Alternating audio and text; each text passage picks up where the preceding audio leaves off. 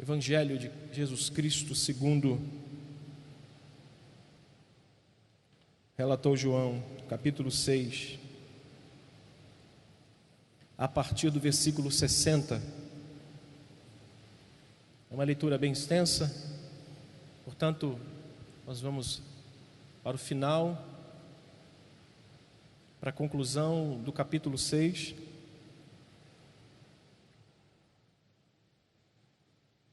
A partir do versículo 60 até o 71. Diz o texto sagrado: muitos dos seus discípulos, tendo ouvido tais palavras, disseram: duro é esse discurso, quem pode ouvir? Mas Jesus, sabendo por si mesmo que eles murmuravam a respeito de suas palavras, interpelou-os: isto vos escandaliza? Que será, pois, se virdes o Filho do Homem subir para o lugar onde primeiro estava? O Espírito é o que vivifica, e a carne para nada aproveita. As palavras que eu vos tenho dito são Espírito e são vida. Contudo, leia o texto comigo, há descrentes entre vós. Pois Jesus sabia desde o princípio quais eram os que não criam e quem o havia de trair. E prosseguiu: por causa disto é que vos tenho dito, ninguém poderá vir a mim se pelo Pai não lhe for concedido. 66. À vista disso, muitos dos seus discípulos o abandonaram e já não andavam com ele. Então perguntou Jesus aos 12: o que, irmãos? Porventura queres também vós outros retirar-vos? Respondeu-lhe Simão Pedro: Senhor, para quem iremos? Tu tens as palavras de vida eterna, e nós temos crido e conhecido que Tu és o Santo de Deus. Somente até aqui. Nosso Pai, esta é a Tua palavra, alimento para a nossa alma, fortalecimento para o nosso espírito, onde nós pedimos ao Senhor que Tu venhas levar cativo a nossa mente e coração ao trono da Tua presença, para que ninguém, nenhum espírito roubador, nos tire o direito de sermos enriquecidos e abençoados por esta palavra. Por isso, Senhor, nos ajude agora a compreender a Tua palavra e absorver todo o ensinamento que por ela nós vamos ouvir, em nome de Jesus. Amém. Ocupe o seu assento, por favor.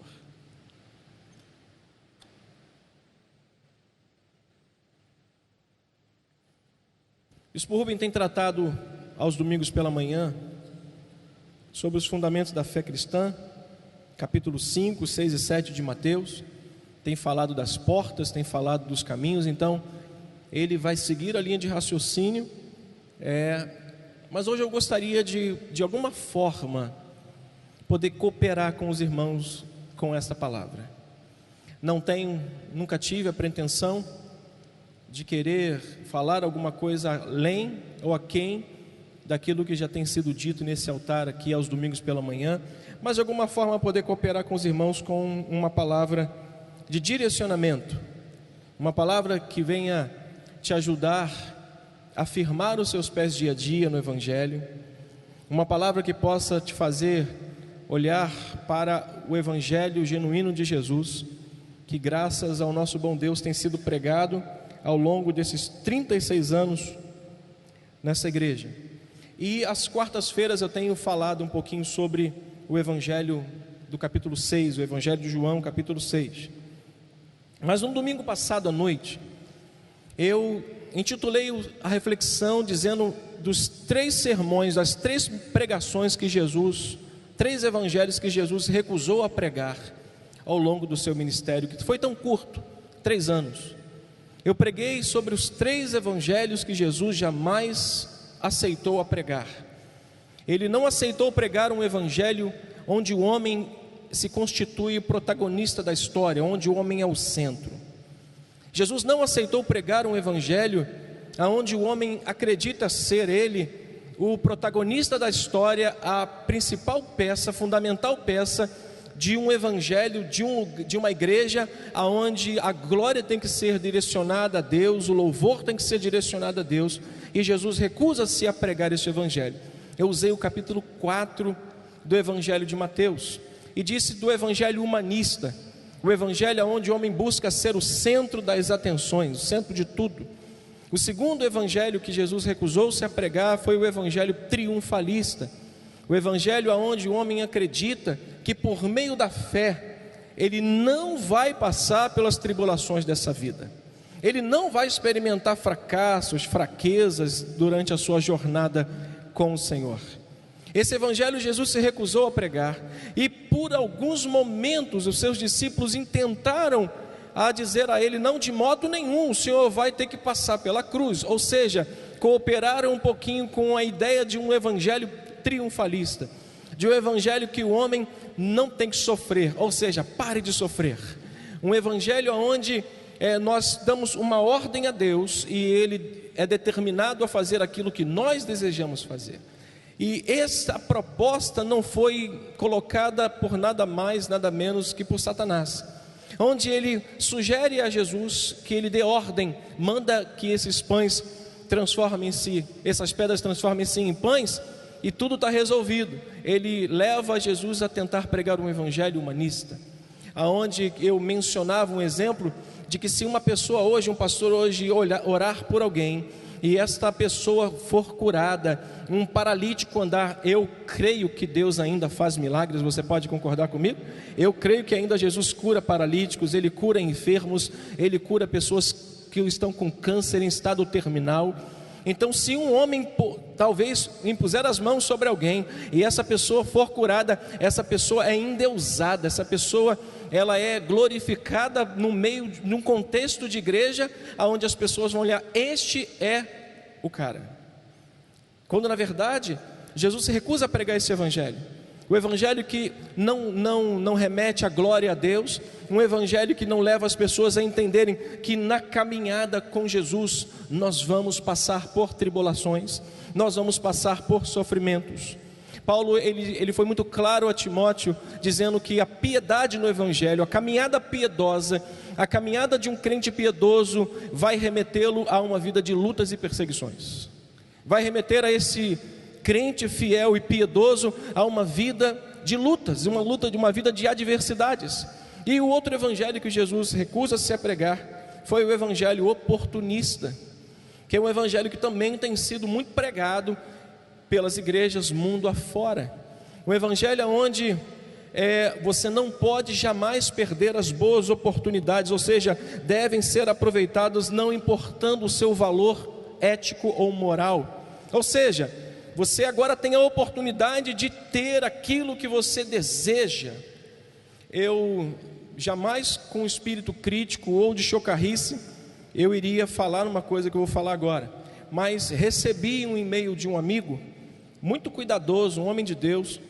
Ele disse: Otávio, nós chegamos a um nível no evangelho de um apelo sistemático tão grande sobre aquilo que o homem pode fazer em função de outro homem, que você não vai acreditar no e-mail que eu vou te mandar. Ele me enviou o e-mail, eu abri o e-mail e tinha uma frase na frente de uma congregação. Diz assim: descapetamento total. Não falo com um tom de chocarrice, não é a nossa prática, e nem com espírito crítico, mas na frente da igreja estava dizendo: descapetamento total. No final de tantas coisas que vinham mencionando, disso, daquilo outro, no final dizendo assim: venha receber a prece violenta. Acho que o pastor, não com tom de chocarrice, nem com menosprezo, tinha uma madeira embaixo do púlpito: ou sai por bem ou sai por mal. Prece violenta. Nós vivemos o evangelho, irmãos, um tempo de um apelo muito forte para vivermos uma vida melhor e feliz. Eu tenho falado isso às quartas-feiras, tenho falado isso, eu tenho gasto o meu tempo, e o meu tempo é muito curto. Eu tenho 2 crianças em casa. Pastor Arlindo é avô, pastor Luiz é avô, bispo é avô. Eu às vezes estou estudando, meu filho: pai, vamos brincar, pai, vamos correr. E resolver questões de adolescente, resolver questões de filho pequeno. Eu divido a minha vida nesse campo. Eu tenho que ser o jogador de meio campo da minha casa. Eu tenho que olhar para minha mulher, eu tenho que olhar para os meus filhos, eu tenho que olhar para a minha vida, eu tenho que olhar para a igreja e, acima de tudo, eu tenho que olhar para Deus. Eu não posso desviar o meu olhar para nenhum lugar que não seja esse meio campo que eu estou hoje vivendo. Mas eu tenho dedicado o pouco tempo que eu tenho ao estudo do Evangelho. Eu tenho dedicado a minha vida a tentar olhar para um Evangelho que nos leva a uma vida saudável cristã, uma vida cristã saudável, não uma vida cristã oportunista, triunfalista, humanista, não uma vida cristã que vai me dizer o seguinte: tudo quanto você quiser você vai ter. Irmãos, tem coisas que eu não vou ter na vida cristã, tem coisas que eu não vou conseguir conquistar nessa vida, nessa minha caminhada com Jesus. Isso não pode me frustrar, porque o objetivo do Evangelho, João deixa muito claro no capítulo 20, 30 e 31, que foi para isso que ele veio. Ele veio, os milagres que ele fez, tudo que ele fez no meio do povo, ele fez com o intuito, com o objetivo de levar o povo a crer que ele era o Filho de Deus, o Cristo, e fazendo assim eles pudessem ter vida eterna. Este é o sentido do Evangelho de Cristo. Não é um evangelho oportunista, humanista, ou aquele evangelho triunfalista. E a gente olhando para o capítulo 6, desde o primeiro capítulo, nós vamos ver 2 milagres Jesus fazendo: a multiplicação dos pães e peixes, e vamos ver o outro milagre, que é o milagre onde Jesus ele passeia pelas águas, ele anda e acalma uma tempestade que aqueles discípulos tinham enfrentado após sair de Betsaida para Cafarnaum. E o que a gente olha imediatamente ali? O objetivo do Evangelho pregado por Jesus a partir dos 2 milagres. Quando Jesus opera aquele milagre, ele opera na presença de 5.000 pessoas, fora crianças e mulheres. Ele opera com o objetivo de mostrar a todos que ele era o Cristo, o Filho de Deus, e eles, crendo, teriam vida eterna. Jesus não fez o milagre em Betsaida com o objetivo de se promover. Pelo contrário, daqui a pouquinho nós vamos entender o motivo pelo qual ele disse para os discípulos que se retirou do meio da multidão após o milagre. Então, quando a gente olha para o milagre dos pães e peixes, nós não podemos enxergar um Jesus oportunista, não um Jesus triunfalista, não um Jesus humanista. Ele olha para aquilo com um propósito, ele faz aquele milagre da multiplicação dos pães e peixes com o único objetivo de levar as pessoas a crerem. O capítulo 6 ainda, a partir do versículo 29, olha o que Jesus diz, a palavra do Senhor: respondeu-lhe Jesus: a obra de Deus é esta, leia comigo, que creiais. Versículo 29 do capítulo 6, respondeu-lhe Jesus: a obra de Deus é esta, que creiais naquele que por ele foi enviado. A ênfase da mensagem do Evangelho pregado por Jesus, do milagre dos sinais que ele operou ali na multiplicação dos pães e peixes, era para que eles pudessem crer que Jesus era o Filho de Deus.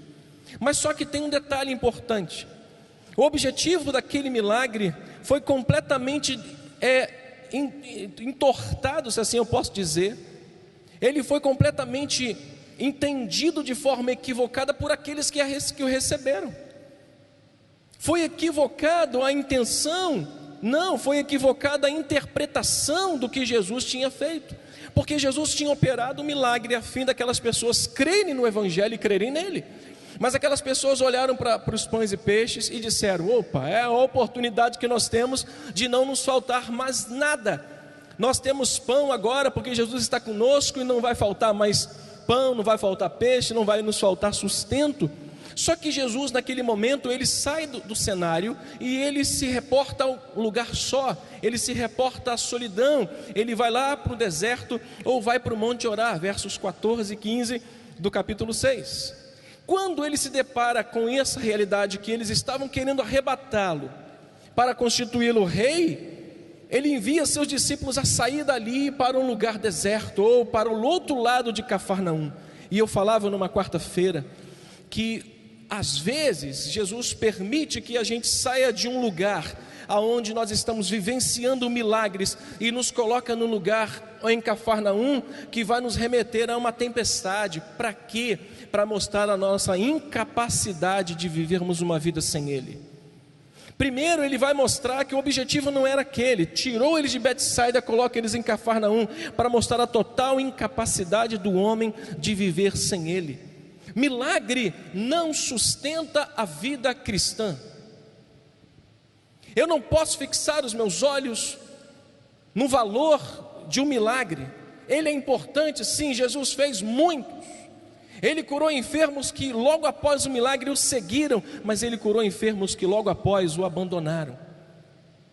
Ele curou pessoas com uma fé tão sobrenatural, que Ele chega ao ponto de dizer assim: jamais vi em Israel tamanha fé. Jesus viu boas intenções em pessoas como a mulher Ciro-Fenícia, que o procurou, que foi considerada como um cão, foi colocada abaixo do nível dela, mas Jesus disse assim: por causa dessa fé, foi por causa da tua fé, é que a tua filha agora está liberta desse mal da sua vida. Ou seja, irmãos, nós não podemos prender os nossos olhos. A primeira coisa que Jesus faz ao tirar os seus discípulos de Betsaida e lançá-los para Cafarnaum, foi mostrar que Ele não queria que os seus discípulos focassem os olhos em milagres, porque o Evangelho não é sustentado por um episódio único da nossa vida. Nós não podemos olhar para uma situação e dizer assim: não, aquele tempo foi áureo na nossa vida. Diga comigo: há tempos melhores preparados por Deus para nós. Diga: há tempos melhores preparados para Deus para nós. Mas tem pessoas que fixam a sua vida, prendem a sua vida, engessam a sua vida nos milagres e acabam idolatrando aquele momento, idolatrando talvez até mesmo a pessoa que fez por ela ou foi o canal do milagre. Mas há um perigo muito grande que Jesus também quis alertar, o perigo da popularidade. Ele mostra aqui, a partir do versículo 14, 15 até o 22, que ao sair de Cafarnaum, ao deixar aquela multidão que estava atrás dele, que não mediu esforço. Se você olhar o versículo 23, você vai ver que entretanto, outros barquinhos chegaram de Tiberíades, perto do lugar onde comeram pão, tendo o Senhor dado graças. Olha o que diz o texto, verso 24: quando pois viu a multidão que Jesus já não estava ali, nem os seus discípulos, o que eles fizeram? Leia comigo o texto. Eles tomaram os barcos e partiram para Cafarnaum à sua procura. Os discípulos tinham acabado de enfrentar uma tempestade em Cafarnaum, porque Jesus os tinha mandado para Cafarnaum e saíram de Betsaida. Aquelas pessoas que vivenciaram o milagre dos pães e peixes não mediram esforços para ir à procura de Jesus. Uma peregrinação de barquinhos foi até Cafarnaum atrás de pão, atrás de milagre, atrás de comida, atrás de circo, atrás de show. Mas Jesus estava ali para recebê-los, não como um oportunista, mas como Cristo, o Senhor, que oferece vida eterna e salvação pela graça a todos que lhe procurarem.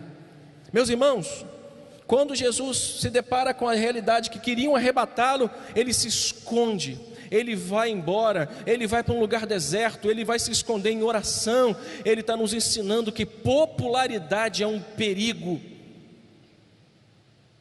Pastor popular, crente popular, jovem popular na faculdade é um perigo. Quantos ensinamentos esse texto nos traz? Mais um ensinamento que esse texto nos traz é que no momento em que nós vivemos na vida, nossos esforços não são nada diante daquilo que Deus pode fazer na nossa vida pela graça. Nossos esforços não são nada, não são resumidos a nada quando nós nos deparamos com a graça de Deus que está liberada a cada um de nós. Nós não precisamos correr riscos, nós não precisamos sair em peregrinação. Eu mencionei uma cidade que algumas pessoas disseram: pastor, eu já fui lá. Eu falei, no passado eu tive vontade de ir lá também. Eu tive vontade de conhecer esses ícones do Evangelho, Gilmar Santos, Napoleão Falcão, Takayama, homens que pregam o Evangelho, homens que quando eu assistia a um DVD deles, eu dizia: Senhor, esses homens são muito bons, mas eu corri um grande risco, e quase que eu me deparei com esses que olharam para os milagres, porque eu os vi através de vídeos fazendo grandes milagres, fazendo coisas sobrenaturais, e eu via pessoas, irmãos, se acampando, eu via pessoas pegando ônibus e viajando dias, dormindo no relento, pessoas que estavam atrás de ver maravilhas, ver milagres, mas possivelmente alguns não estavam atrás de Jesus. O Evangelho que Jesus pregou, o Evangelho, o milagre que Ele pregou, tinha um objetivo: levar aquelas pessoas a confiarem e crerem que Ele era o Cristo, o Filho de Deus. E esse Evangelho não enche igreja. O Evangelho pregado genuinamente por Cristo nas igrejas, pelos pastores, não enche igreja. Evangelho que enche igreja é o Evangelho oportunista, é o Evangelho triunfalista, é o Evangelho humanista, onde nós temos que ter alguém para olhar, onde nós temos que ter alguém para colocar os nossos olhos, e a fim de corrigir todo o erro da interpretação que eles tiveram com o milagre, Jesus faz um discurso.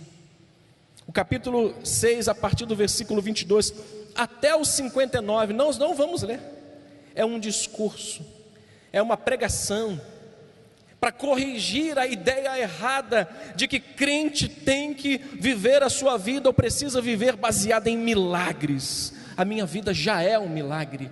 Todos os dias eu experimento o milagre da misericórdia se renovando sobre a minha vida. Todos os dias eu experimento o milagre da graça de Deus se renovando sobre a minha vida.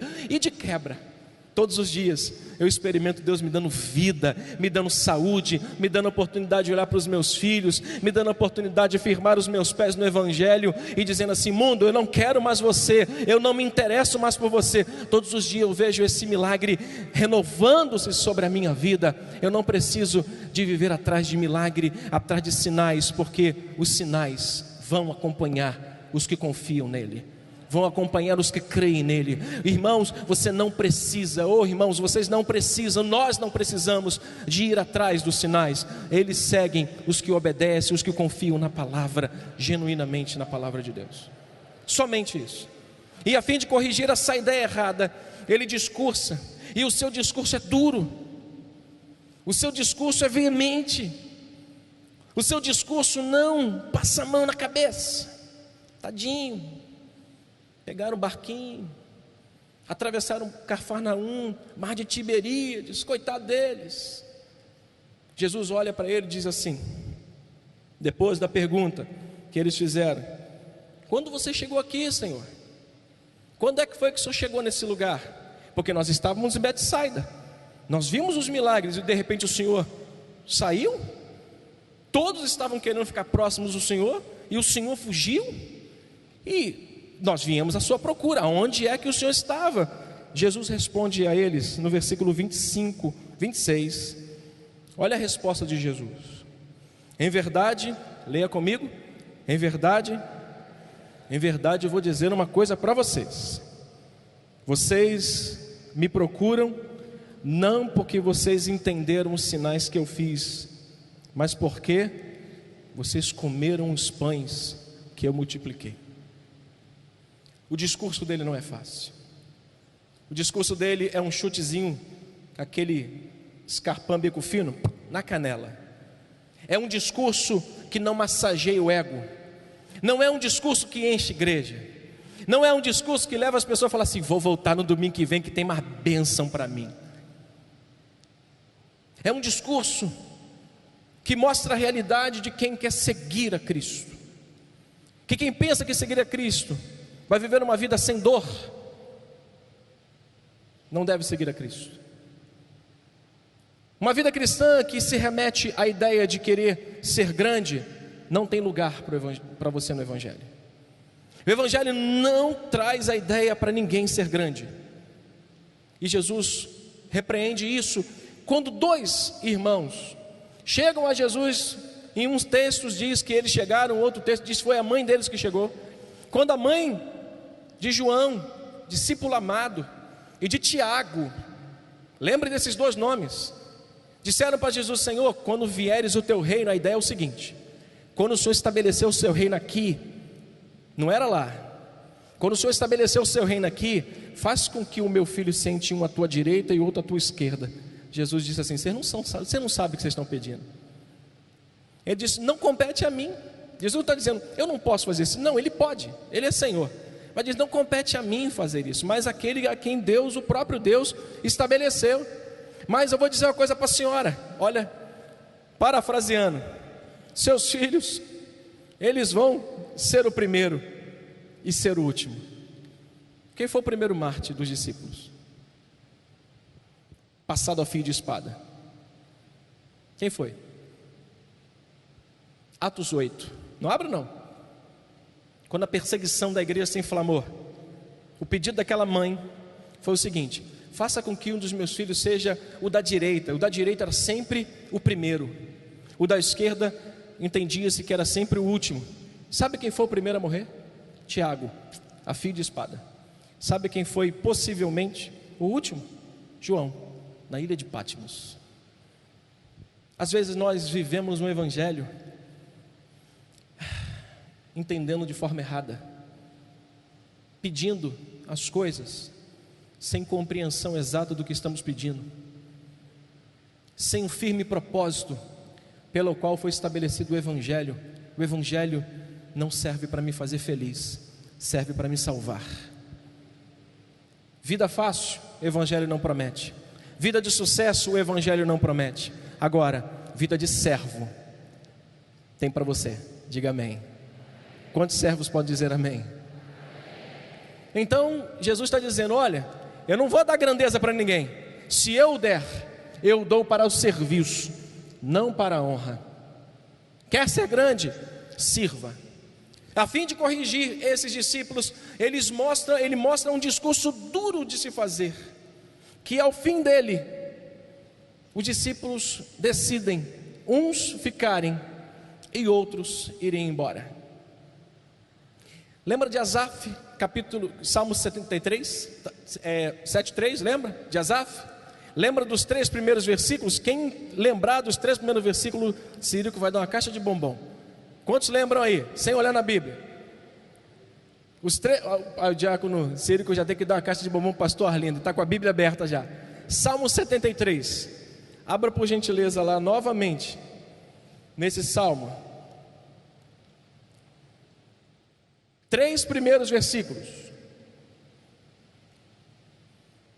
Diz assim: com efeito, Deus é bom para com Israel.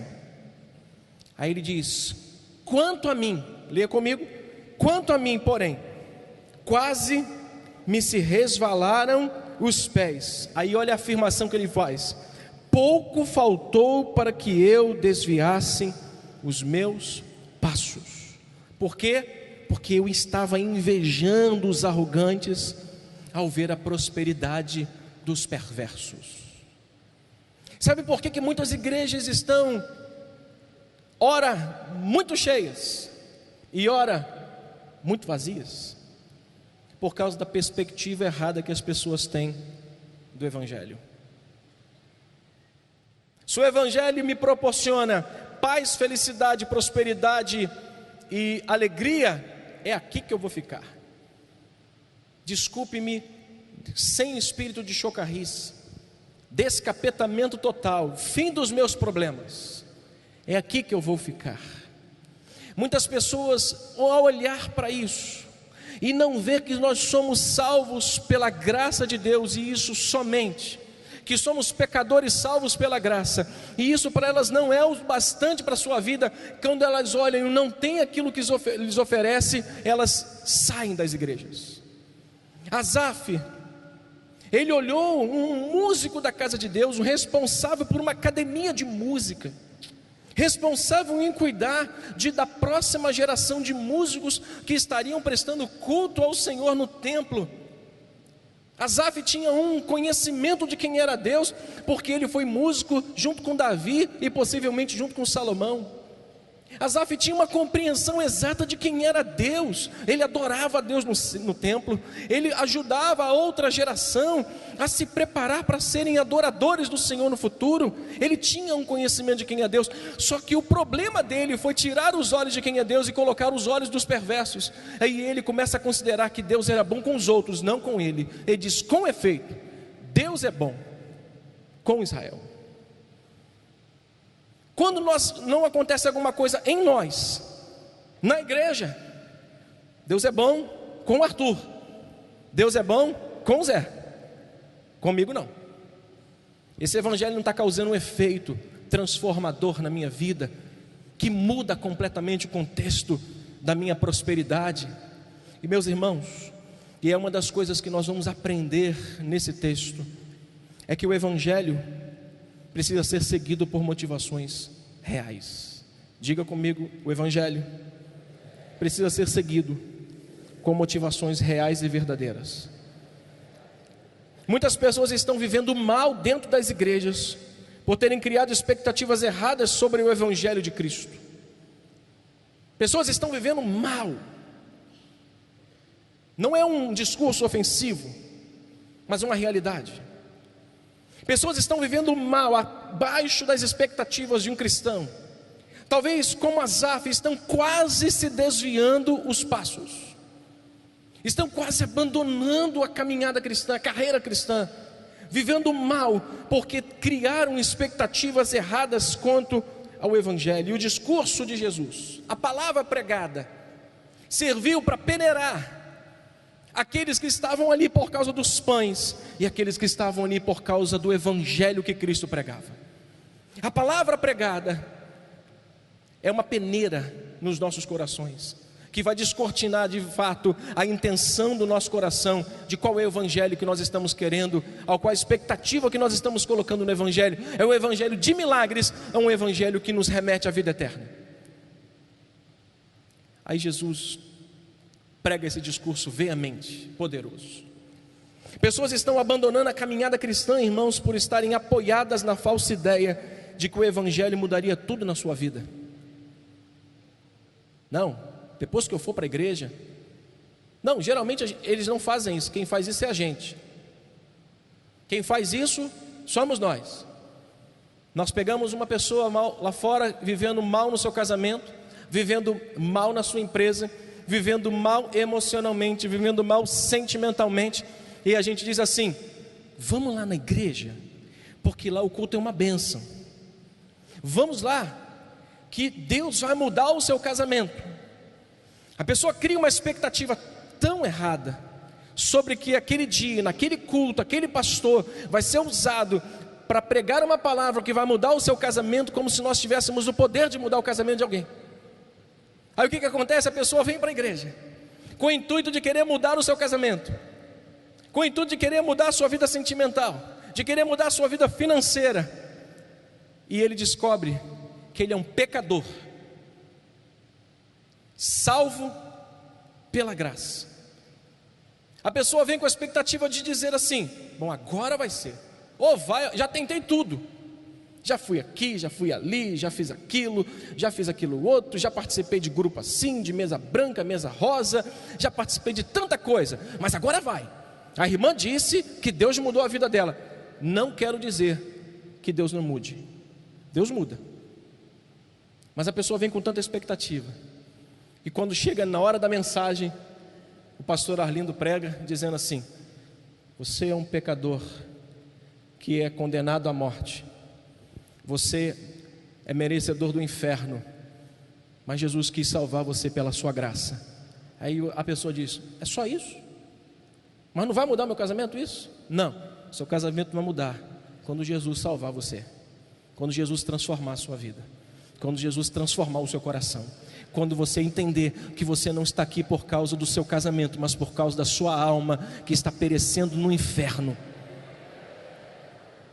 Aí a pessoa vai embora, se desvia os pés como Asaf, um homem de púlpito, um homem de adoração, um homem que estava prestando culto, preparando uma outra geração, preparando um povo para dar prosseguimento ao que ele fazia.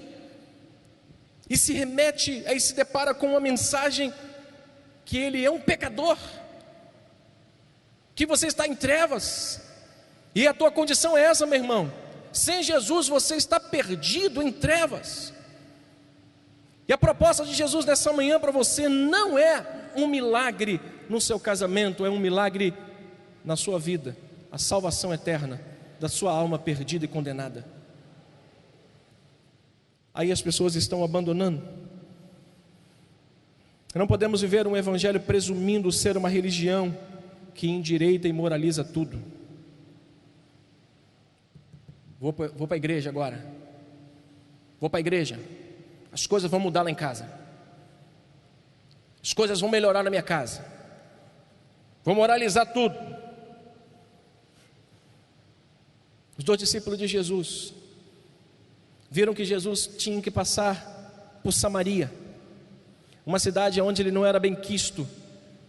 Aí alguns dos samaritanos, ao ver que Jesus estava passando por ali, não gostaram de ver aquilo, desprezaram Jesus e não quiseram colocá-los numa hospedaria, não quiseram dar um lugar para ele descansar. Os discípulos de Jesus inflamaram o coração e que estufaram o peito e disseram assim: Jesus, quer que a gente mande cair fogo do céu para consumir todos eles? Jesus olha e fala: meu filho, eu não vim para isso. Pastor, eu estou aqui na igreja porque eu quero provar para minha sogra que o filho dela merece casar comigo. Coitada. Pastor, eu estou na igreja porque eu vou provar para todo mundo que eu sou capaz. Pastor, eu estou aqui na igreja, eu vou seguir o evangelho, eu vou seguir na igreja Nova Vida, porque eu quero mostrar para todo mundo que Deus vai me honrar e vai me colocar por cabeça, não por cauda. Aí a pessoa chega na igreja e descobre que ela é uma pecadora, uma pessoa destinada ao inferno e que foi salva, simplesmente salva pela graça de Deus.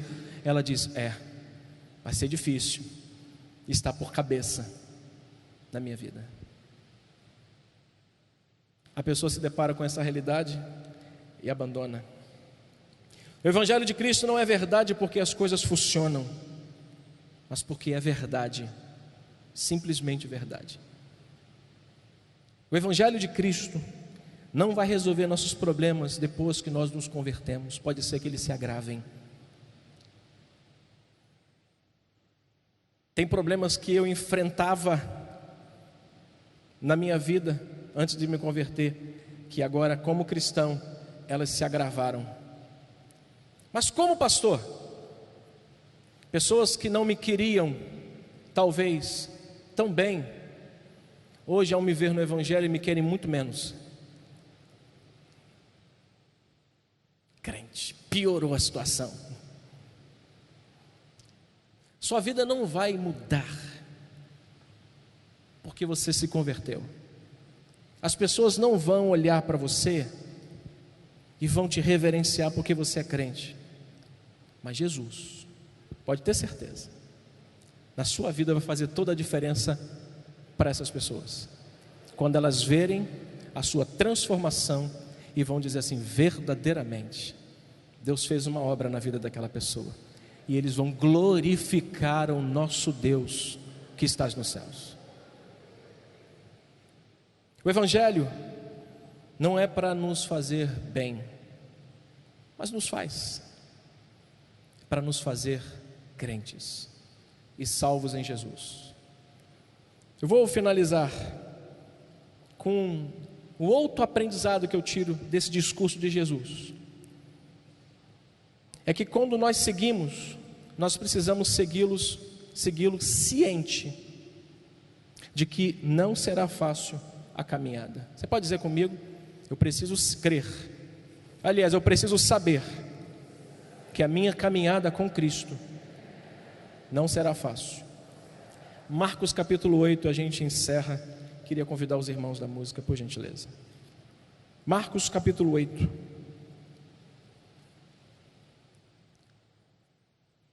Se você puder mudar de posição.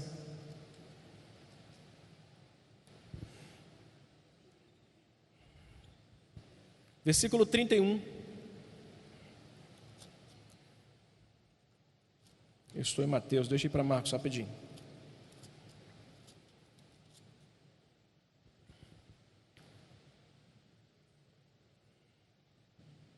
Capítulo 31, capítulo 8, verso 31 de Marcos Evangelho, diz assim: então começou Jesus, ele a ensinar-lhes que era o quê? Jesus disse uma coisa interessante aqui: é necessário que o Filho do Homem sofra. Essa não é a mensagem que Satanás queria que ele pregasse, mas ele pregou. Necessário ensinar que o Filho do Homem vai sofrer muitas coisas. Rejeitado pelos anciãos, pelos principais sacerdotes e pelos escribas, e fosse o quê? Morto. Desde o texto, e diz: e depois de 3 dias ressuscitasse. Dentro dessa escala, Jesus não diz primeiro que nós vamos ter uma vida de poder. Dentro da escala que o texto nos mostra, Jesus disse que o evangelho seguido e pregado por ele é um evangelho que às vezes vai nos fazer sofrer. A segunda coisa, ele diz: o evangelho vai nos fazer ser rejeitados por algumas pessoas. O evangelho também pode nos levar até a morte. Mas sobretudo ele diz: o evangelho é poder. Mas há pessoas que se pegam ao poder, aos milagres, e enraizam a sua vida ali, e quando as coisas não acontecem na sua vida, elas se decepcionam e se desviam os pés, como quase Asaf se desviou. Mas assim como Asaf entrou por essas portas e entendeu qual era o plano que Deus tinha para a sua vida, assim eu espero que você saia daqui nessa manhã entendido de que o evangelho não vai consertar tudo na sua vida, pelo menos aqui. Ele não vai mudar as coisas depois que você se converteu, pelo menos aqui, nesse mundo.